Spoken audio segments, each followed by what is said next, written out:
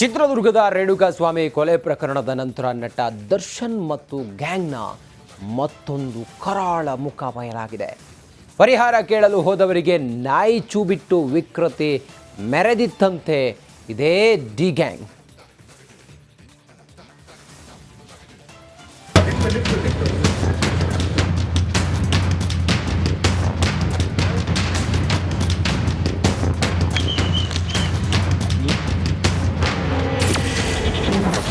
ನಟ ದರ್ಶನ್ನ ಮತ್ತೊಂದು ವಿಕೃತಿ ಬಯಲು.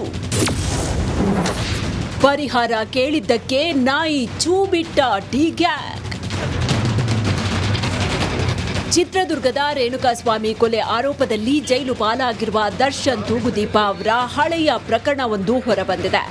ನ್ಯಾಯ ಕೇಳೋದಕ್ಕೆ ಹೋದ ಜನರ ಮೇಲೆ ನಾಯಿಯನ್ನ ಚೂ ಬಿಟ್ಟಿದ್ರಂತೆ ನಟ ದರ್ಶನ್.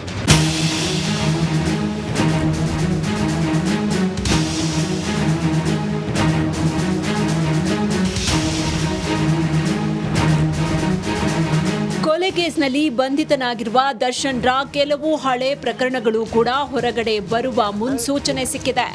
10 ವರ್ಷದ ಹಿಂದೆ ಟಿ ನರಸೀಪುರ ಬಳಿ ಇದ್ದ ದರ್ಶನ್ ರ ತೋಟದಲ್ಲಿ ಕೆಲಸ ಮಾಡ್ತಿದ್ದ ವ್ಯಕ್ತಿಗೆ ದರ್ಶನ್ ರ ಎತ್ತು ಕಣ್ಣಿಗೆ ತಿವಿದಿತ್ತು. ಎತ್ತಿನ ಕೊಂಬು ಕಣ್ಣಿನಿಂದ ಹಾದು ತಲೆ ಹಿಂಭಾಗದಿಂದ ಹೊರಗಡೆ ಬಂದಿತ್ತು.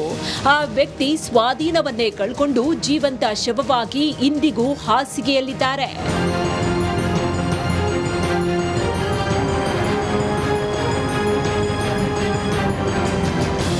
ಹೀಗೆ ಹಾಸಿಗೆ ಹಿಡಿದಿರುವ ವ್ಯಕ್ತಿ ಹೆಸರು ಮಹೇಶ್.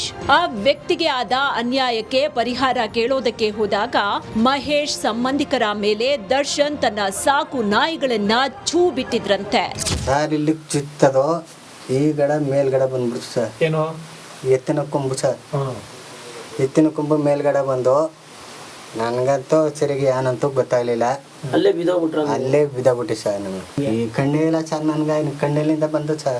ಅಲ್ಲದೆ ಮೈಸೂರಿನ ಹೋಟೆಲ್ ಒಂದರಲ್ಲಿ ಸಂಧಾನಕ್ಕೆ ಅಂತ ಕರ್ಕೊಂಡ್ಬಂದು ಪ್ರತಿಭಟನೆ ಏನಾದ್ರೂ ಮಾಡಿದ್ರೆ ಹುಷಾರು ಅಂತ ರೌಡಿಗಳಿಂದ ಬೆದರಿಕೆ ಹಾಕ್ಸಿದ್ರಂತೆ.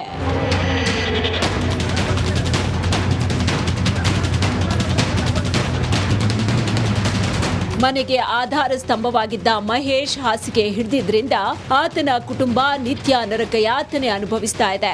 ಈಗ ಆತನ ತಾಯಿ ಮತ್ತು ಹೆಂಡತಿ ನಡಿ ಈಗ ಶುರು ಮಾಡೋಣ.